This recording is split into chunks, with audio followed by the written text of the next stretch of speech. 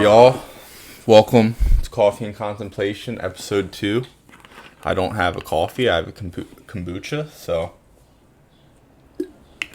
already fucking up. That's good. Now that original little intro I filmed like in February, and I just sat on that thing for months, and I was like, I'm not gonna like post it. And then a few things have happened the past few weeks where I've just been thinking about a lot of stuff, like doing some different like writing and just thoughts on physical therapy and different things. So I was like, wow, it would be cool to like share this with people, but I can't. So I was like, why didn't I start that podcast?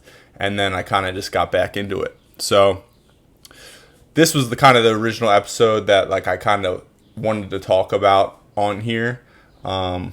I've just been thinking a lot about posture because my posture's horrible, and as a physical therapist I'm like kind of like embarrassed how bad it is, but just different things that kind of lead to poor posture. In physical therapy, it's one of like the most common diagnoses that we see. It's just people with forward head posture, and how do we address that, and I think we're kind of set up from the start kind of poorly because we go to school as kids and they're like, oh, they put you in a chair for 8 hours, and they're like, all right, just sit here for 8 hours, and then gravity and time, and we just get in this one position, and it's just such a common position that we see ourselves in every day. So we're driving to work, we're sitting on the couch watching TV, whatever it is, we're constantly in this seated position, which does a number of things.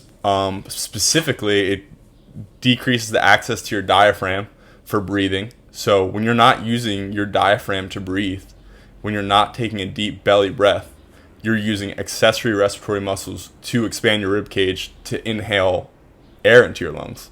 So that's stuff like your scalenes, your sternocleidomastoid, your pec muscles.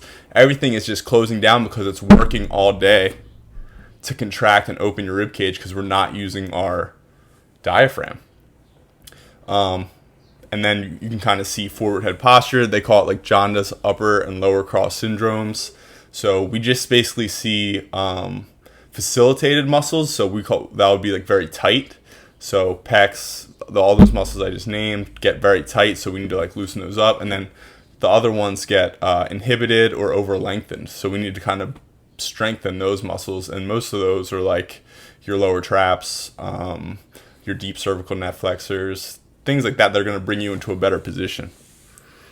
So that's kind of our approach to it. So if someone comes with poor posture, we're going to do this kind of postural program. We're going to stretch tight muscles, strengthen weak muscles, and then we're better. But something that I've really been thinking about lately is just how posture is influenced by mood and vice versa. So in nature, they kind of talk about this when two like animals are like fighting and one wins, one has a more erect posture and the other one kind of like keels over a little bit, kind of rounds over.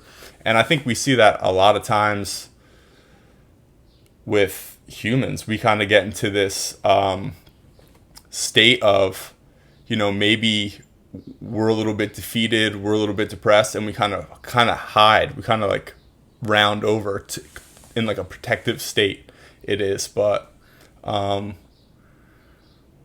yeah. So to kind of go more about that, that's just related to serotonin, and which is a neurotransmitter in your nervous system. So the more serotonin you have, the more erect your posture is going to be, and the less you have, the more rounded over you're going to be. So yeah, maybe it's tight and weak muscles, but maybe it's also your mood and lack of winning. So I want to bring in this thought of, when was the last time you let yourself win? As kids growing up, we were constantly playing little games at recess, whatever, but we would be winning. And what does winning look like? When you see an athlete win, they like immediately throw their hands up in the air in like this position, like anyone. And it's a primitive like reflex. So when they win, it's almost innate in your body that people just attain this position, arms overhead, they won, and they're like super elated and excited, and that just is such a good feeling. And we had that growing up as kids when we competed. If you're a performer, whatever you're doing, you're ending up in that position. But pretty soon, you're working at a desk job, you're doing whatever you're doing in life, and when are you winning like that? When are you feeling those feelings and attaining that position that is facilitating a strong posture? Not a lot, or never. So what can you do to let yourself start to win? So attaining that posture, feeling that feeling, to kind of trick your body. Your body doesn't know, like, as much as it's very smart, it doesn't know the feeling between you faking a win that you just won a championship or something, or you just doing it because. So it can be super beneficial to start letting yourself win on a daily basis in terms of small things, no matter what they look like in your life. If you got your wash done on time, or got your kids to school, or whatever it is, let yourself win. Let yourself feel that feeling and attain that posture. We will call that like a Y in physical therapy. It strengthens one of those muscles, the lower trap, that is inhibited and weak with forward head posture. So you're killing two birds in one stone. And how can you start to win? Winning is like just an idea in life. It's something that you can just do. Talking to yourself's fucking hard. The podcasts are fucking ridiculous. I don't even know what I'm saying anymore. But basically, that was my idea. Because you see these athletes, these people attain this winning posture, this powerful posture that's going to help boost their serotonin, improve themselves. So why don't we start doing that every day? Finding little things to win about, instead of, being rounded over at a desk job, feeling defeated, not feeling motivated, but kind of tricking yourself into feeling good and having that success, and maybe improving your mood, your posture, and everything. It always comes back to the breath too, that the diaphragmatic breathing is just a practice that everyone should be doing. Learning how to breathe into their belly and use their diaphragm and bring air into different compartments of their body. So instead of me just continuing to ramble, I think I need to get the guests on here. But the second little journal prompt, the quote, is from Seneca. He's a stoic motherfucker. He said, "What progress have I made? I have begun to be a friend to myself." So I think that's a big thing. It's like letting yourself win, not being so hard on yourself. Maybe start to be a friend to yourself the way you would be a friend to anyone else.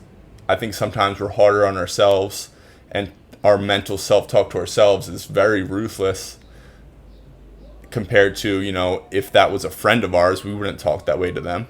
So maybe just being a friend to yourself. And then the thought is, what is one small promise that you can keep to yourself over the next week that can be considered your win? So my example in here was, I'm going to read 10 minutes a night before bed, and that's my win. That's something to get excited about when I do it. And it's not like climbing a mountain or something that's really hard to do. It could be something very small that you can just do. So yeah. Thanks for tuning in. We'll see how this stuff goes in the future. Still getting used to, like I said, talking to myself and putting this stuff out. But it seems like I just have different thoughts and ideas that I want to share. And yeah. So if you're listening to this, thank you. And onward.